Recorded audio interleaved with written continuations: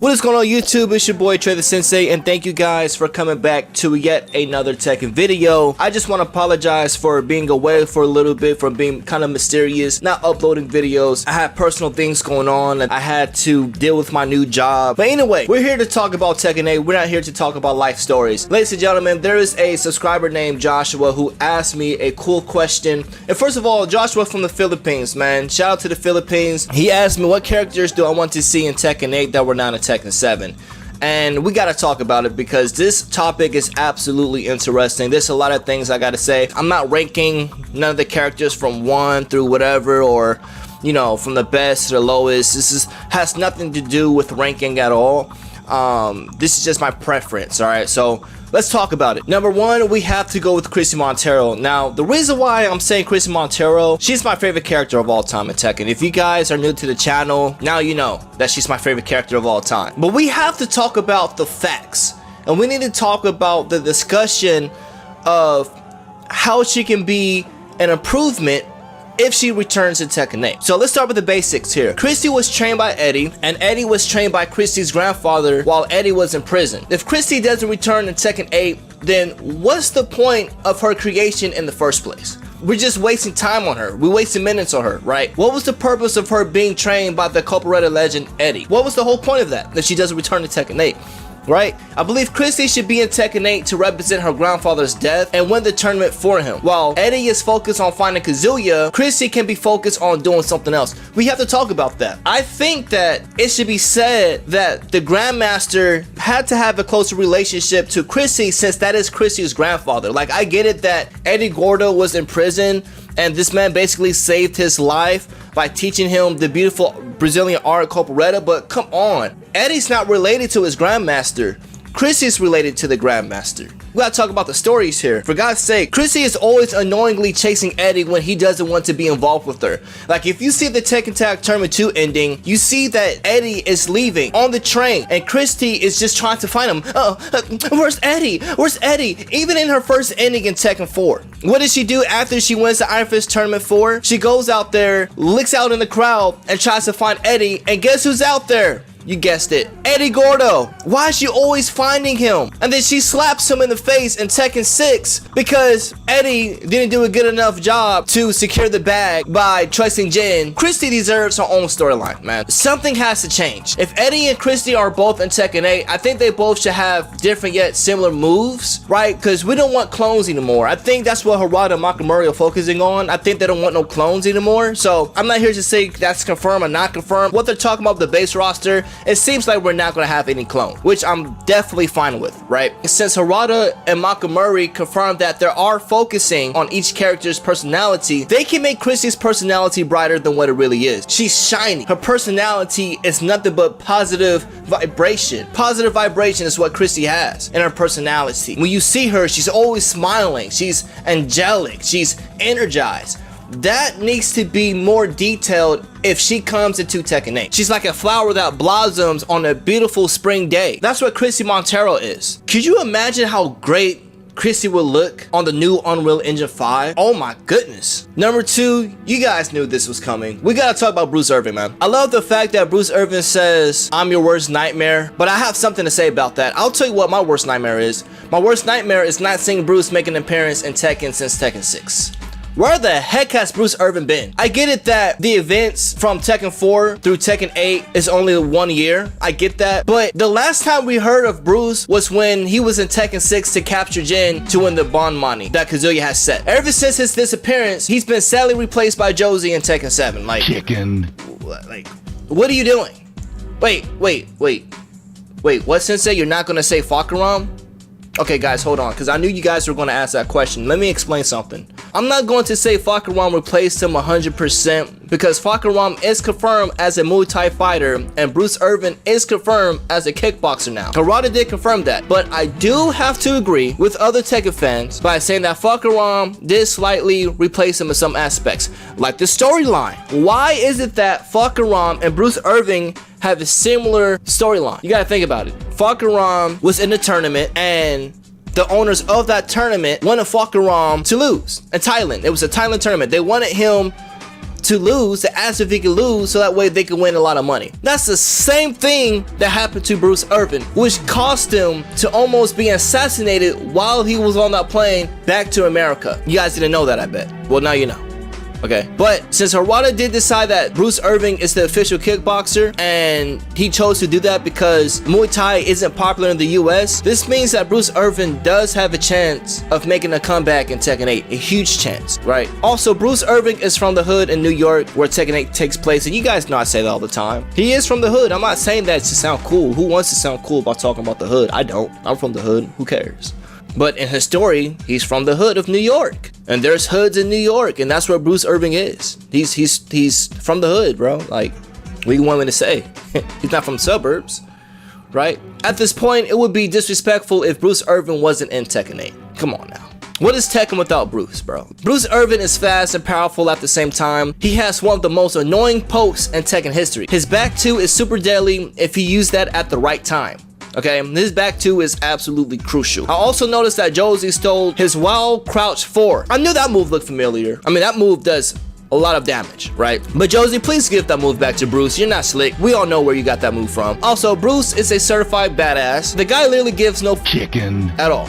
Okay, he goes to Iron Fist tournaments to test his skills. He's Kazuya's wingman for G Corporation and loves to save people from bad guys. Now we have to talk about that last part. He loves to save people from bad guys, right? It's cool though, right? That he loves to be a hero. But isn't it ironic that Bruce works with Kazuya and yet he loves to save people? Come on, Harada, you're making Bruce Irvin sound confused with what he wants to do with his actions, right? There has to be some type of explanation why Bruce's mindset is like that. Like, even characters from the Tekken 6 scenario campaign were questioning and roasting his actions. I think it was Wang that asked him, like, dude, like, what are you doing with your life, bro? You know you're a hero, so why would you be a villain with Kazuya? Why? Because he saved your life? Like, you're destroying your own morals, pretty much, Bruce Irvin. What are you doing? What are you doing, Bruce? Right? I think Bruce Irvin needs a therapist. I'm not gonna lie, he's been through a lot. Besides, he's working with someone that needs a therapist the most, and that's Kazuya Mishima. Bottom line, we need Bruce back in Tekken 8. Number 3, you know we have to put that boy Wang in the game. Wang is not dead, ladies and gentlemen. Let me just start off by saying that Wang is not dead. Not only does Wang have the funniest sound effects in a fighting game when he's hit by an opponent, but this old man will literally kick your ass in his sleep. Don't let this old dinosaur fool you, bro. This man is that guy. Wang loves to teach and lead the younger generation. That's the type of guy that he is. Wang is pretty much the Raiden of Tekken. You know how Raiden is in Mortal Kombat when he talks to Liu Kang? Liu Kang, you shall not pass. He don't be saying all that, but you know what I mean. He be giving them wisdom and stuff like that. Like, I remember one time in Mortal Kombat, I think Kung Lao Liu Kang has said, "Thank you for saving me, Raiden." And Raiden said the most smoothest line. Raiden said, "Your credit is not needed." Give this man a free cheeseburger, man. The younger generation are important to Wang, who believes in teaching and leading them, right? He tries to show them a better way and often shares his wisdom. No wonder his granddaughter Xiaoyu is such an excellent fighter. No wonder, she's very disciplined. He is happy to share his knowledge as an elder. Since he tried to save his best friend Jinpachi from Heihachi, he can easily fit in the Tekken 8 storyline by wanting to destroy the Mishima Zaibatsu if Kazuya is the head of it, since it will remind Wang of Heihachi's dirty deeds of controlling people and bringing them under the dark influence of the Mishima Zaibatsu. Isn't that what Kazuya is trying to do right now? Even if Kazuya doesn't own the Mishima Zaibatsu in Tekken 8, Wang will still be dedicated to find Kazuya and destroy him. Another thing, Wang does not like Kazuya at all. He does not like him at all. Like, he really deeply hates this dude, right? It was so bad that Wang disapproves of him and tries to convince Lee to turn against him prior to Tekken 2. As with Lee, Wang has known both of them since their childhood. Bro, Wang has been there since Kazuya was the baby, since Lee was a baby. He's seen them grow up. Like, he's been there in their life. In his scenario campaign, Kazuya shows he's very well acquainted with Wang's habits and actions. Kazuya knows what this man wants. Kazuya is not a fool. Is it a coincidence that Lee did turn his back on Kazuya though? If you look at Tekken 8, obviously the violent systems are in New York. In Tekken 6, Lee Chaolon turned his back against Kazuya, who he used to work for in the G Corporation. He used to do all that. In Wang's Tekken 5 ending, it is stated that Jinpachi told Wang he should put an end to the Mishima bloodline, and that so happened to be Jinpachi's last word. That was his last words. He told Wang that he should put an end to the Mishima bloodline. Now, this could account for Wang's animosity towards Kazuya throughout the games, like telling Lee Chaolon to take the Mishima Zabuto off Kazuya in Tekken 2, and Wang's personal dislike for Kazuya is shown in Tekken 6 scenario campaign. Number 4, Wesley Snipes. Okay, I'm kidding. Number 4 is Raven. Raven is the most mysterious Tekken player ever besides Dragunov, who so happens to be his rival. If Raven returns to Tekken 8, this will be very interesting because his relationship with Lars is now a mystery because Lars defeated Raven UN soldiers by rescuing Jin in Tekken 7. Right? Do you remember Jin was just in his regular form after he defeated Wang in the Middle East, and the UN soldiers are chasing him, and the next thing you know, Lars makes a badass Mission Impossible movie scene by drifting his car at the right time as a shield protecting Jin. Those were not Tekken 4s, those were not G Corporation members, those soldiers were UN soldiers, bro. And if you guys know, Raven helped Lars to defeat Azazel. He gave him so much information, so much intel. He even defeated that big monster Nancy. You guys remember Nancy? That weird robot in Tekken 6 that was just very annoying, you know? Raven actually defeated that guy. With all that being said, at the end of the Tekken 6 scenario campaign, Raven warned Lars that they may be enemies in the future, and that's something I'm going to talk about in a whole different video because that's just something that needs to be explained. Raven may have snitched on Lars to Claudio about Jin's whereabouts and details of his devil gene, which I have evidence for, but again, that's going to be for another video. That's gonna be another video, right? Raven's debut appearance at Tekken 5 has set the horizon for more cool new characters to appear in future Tekken games. When Harada was asked about his similarities to Wesley Snipes, Harada straight up said that they wanted a cool black guy. Harada, thanks for doing that because obviously you deserve some free chicken that's extra crispy. Raven's appearance is really cool because Raven is literally the Naruto of Tekken. The hand signs that Raven performs are part of the Kujin. It's a Japanese Buddhist tantric technique said to be also practiced by ninjas, right? How cool is that? I think that's really dope that he does all that, you know, the hand signal stuff. You know, it's not gang signs, you guys, so don't even, it's ninja stuff. The fact that Raven can teleport and perform damaging mids at the same time is absolutely different. It is annoying. If you know how to play with Raven or even Master Raven, dude, you need to be drug tested because you're really good at the game. Like, they're so hard to master. You know, they really are hard to master. Speaking of cool, could you imagine how dope his rage art would be if he returned? I can imagine him saying, "It's just business." Like he says it all the time. It's just business. Right? With his arms folded and jumping on the UN plane upside down at the end of his rage art. That would be so cool. Raven needs to return to Tekken 8 because we need further explanation between him and Dragunov and what's going to happen between him and Lars. Harada, please allow Raven to return to Tekken 8. Number 5, Bake. Bake has to return to Tekken 8. Okay, like we gotta talk about this right now. Bake is one of the most underrated Tekken characters of all time. His backstory is a thriller. His training ethics for Wang is insane, right? The guy even created a militia with Miguel in Tekken 6 called the Resistance just to defeat Jin and in the chaos that was happening around the world during the events of Tekken 6. But guess what? The events are still happening. Why? Because Jin says that he has to defeat Kazuya to end everything that he started because of Azazel. Even though the chaos is still happening as we speak in Tekken 8, Bake could join Wang and help defeat Kazuya since Wang seems to be buddies with Jin now. I think that they're really cool. It was either Wang's ending in Tekken 4 or Jin's ending in Tekken 4 when Wang secretly snuck out of the Korean military just to fight Jin in the Iron Fist tournament. The Korean soldiers had came and told Wang that he needs to come back, and Wang's like, "Bro, I'm not coming back with you guys, bro. You guys can't tell me what to do." And then next thing you know, Jin and Wang started to beat up the Korean soldiers. I think that was super funny. And then Wang and Jin were behind the car as they were shooting at them, and Wang was pretty much saying, "Hey, you know, we're gonna fight again soon, yada yada yada," and Jin's just looking at him like, "Yeah, whatever." You know, that was like a cool friendship moment right there, man. I don't think Wang's enemies with Jin, bro. I don't think so. I think that they're really cool with each other. But speaking of Bake though, man, I think Bake poke game is super scary and not really looked at. Bake has one of the most powerfulest pokes I've ever seen in Tekken history. And his mix-ups are really good, right? He can go from a high kick to a mid kick, then to a low kick, lightning fast. And he can also do it in reverse. And then he can do that one punch where you press 1 and then he goes right back doing the kicks and stuff like that. He's just dangerous, dog. He's super fast and dangerous. I think his mix-ups are more crazier than Hwoarang's. I'm not gonna cap. Maybe I'm capping just a little bit. I'll say that they're about 50-50 because Hwoarang does have great mix-up game, so I ain't gonna even do that. But during the events of Tekken 6, Baek withdrew from the tournament and hurried to the hospital after learning that Hwoarang has been critically injured after losing to his rival, Jin Kazama. He got destroyed by Jin Kazama. He was definitely on World Star that day. He got destroyed by Jin Kazama. It was just disrespectful. This man had put him in the ambulance and led him to the hospital. Like, that's just how bad Jin had whooped his ass. Chicken. Sorry that happened to you, Hwoarang, but yeah.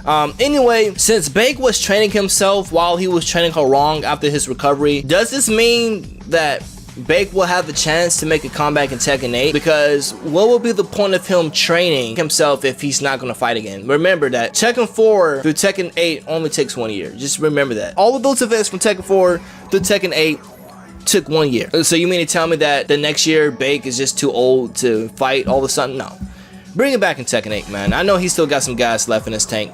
Bring it back. Number 6. I can't believe I'm saying this, but ever since Tekken 8 came out, Ancient Ogre seems like he will be returning in Tekken 8. Like, there's just a huge possibility that he will. Obviously, there was a reason why Ancient Ogre hasn't been in the Tekken storyline for a while, canonically, as we may say, because of course Tag 2 and Tag 1 doesn't really count, but it does count, but it doesn't really count, right? Since Jun has returned in Tekken 8, this is a perfect time for Ogre to appear in Tekken 8. Now, a lot of fans are speculating that Ancient Ogre could return to be a part of Jun's flashback, making him a playable character. But if he's seen as a flashback character, how would he be in effect for the present time in Tekken 8? That wouldn't make sense. It wouldn't make sense considering that each character has a dialogue with each opponent before they fight now, similar to the character dialogues in Mortal Kombat 11. So you really have to think about it.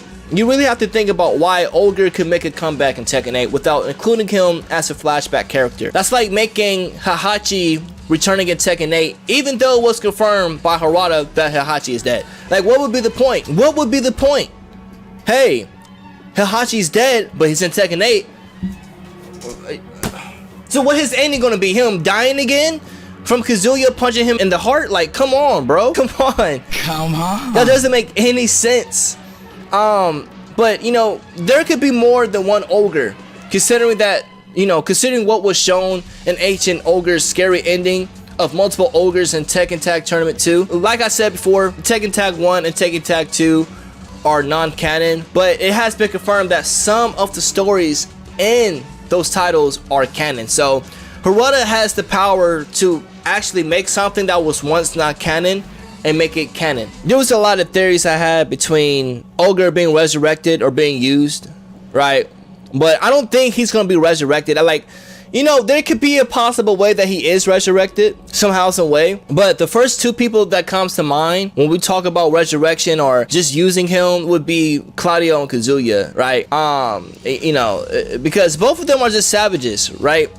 Now let's think about it. Kazuya most likely would take Ogre's DNA and splice it with his blood to enhance his devil gene, while laughing at his dead father Heihachi because he wasn't able to gain Ogre's blood due to not having the devil gene. And Claudio is just plain disrespectful himself by taking the powers from powerful demons and bad spirits and using those powers against other people. Like, he is so disrespectful with that, right? Claudio has no chill to allow Ogre to be alive. Okay, Claudio is the Kirby of Tekken at this point.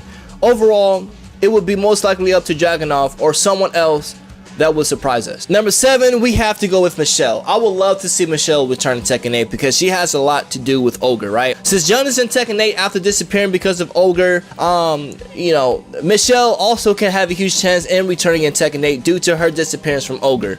Long story short, at the age of 18, Michelle learns from her mother that her father has been killed by Heihachi's men. Because Michelle was super outraged, she entered the first King of the Iron Fist tournament, determined to exact revenge on Heihachi. Michelle was unsuccessful in winning the tournament, and her entry stoked more trouble for her when it was noticed that she was in possession of a valuable pendant, right?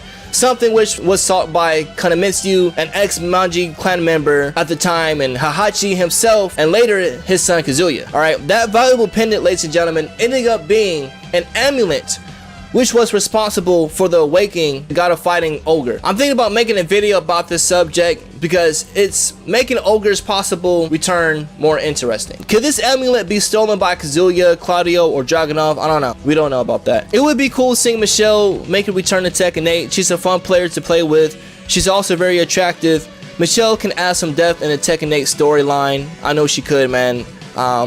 We definitely need her to return to Tekken 8. That'd be cool. For the last choice, I'm going to go with unknown. Something is really strange about Jun in Tekken 8. I can't put my finger on it, but for some reason, Jun has some of unknown moves in Tekken 8. Time after time, we've seen unknown being the main boss in the Tekken Tag series. Like I said, even though Tag 1 and Tag 2 is uncanon, I have to say that every time just to remind you guys. They can make unknown canon. Harada can make unknown a canon character if he wanted to add her to the storyline. I'm not sure if you guys knew this, but Harada tried to make unknown the sister of Jun in Tekken Tag, but that just didn't work out well, and so he just went with a different way. I think Harada canceled that route because I believe if he wanted unknown to be canon, he would have to do it right. There was characters that I was going to include in this video, and it was Angel, Mokujin, Roger, and Alex, but I couldn't do to the storyline of Tekken 8. I just couldn't do it. I wanted to make sure the characters that I chose would have something to do with the Tekken 8 storyline, right? This is what we're talking about. We're talking about Tekken 8. For Angel, I believe it's too early for her to return because I believe she plays a big part in the Tekken 8 storyline later on. Like, I wouldn't be surprised if Angel is a playable character in Tekken 8. It would be interesting to see why she's back so early. Roger and Alex, they're both just really cool characters that are part of Kazuya's creation, but I couldn't find anything else interesting about them that made me want to include them in this video. So I just decided not to include them at all. With Mokujin, do I really have to explain? Chicken. Come on, bro. Really? I hope you all enjoyed watching this video as much as I did creating this video. Please karate chop that like button for some free chicken. And subscribe today to join the dojo. This is Sensei from the dojo, and of course, I'll see you guys in the next episode. Peace out.